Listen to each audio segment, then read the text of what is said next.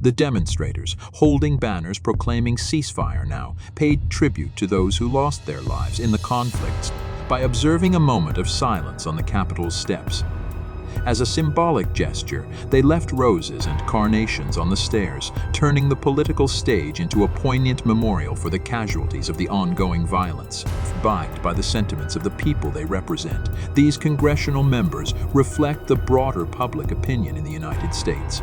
An overwhelming 66% of American voters are calling on President Joe Biden to make a decisive ceasefire appeal. According to recent surveys, this call finds even stronger support within the Democratic Party, where 80% of Democrats back President Biden's involvement in seeking an end to the hostilities, while only a handful of representatives in the House of Representatives have explicitly called for a ceasefire.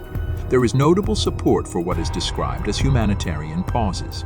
Senator Dick Durbin made history last week by becoming the first U.S. senator to call for a humanitarian ceasefire, further emphasizing the gravity of the situation.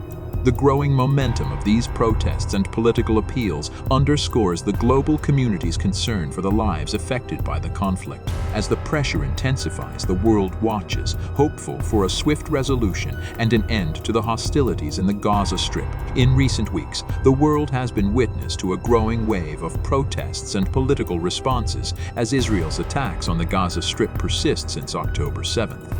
The international community, fueled by a sense of urgency and solidarity, has been vocal in its demand for an immediate ceasefire to end the escalating violence. One significant demonstration unfolded in the heart of the United States, where over 100 congressional members gathered in front of the Capitol building in Washington, D.C. Their collective plea echoed across the city as they called for a ceasefire in Gaza. Standing united, they declared, "We can no longer remain silent. Our constituents are begging for a ceasefire, and we, as their representatives, answer their calls.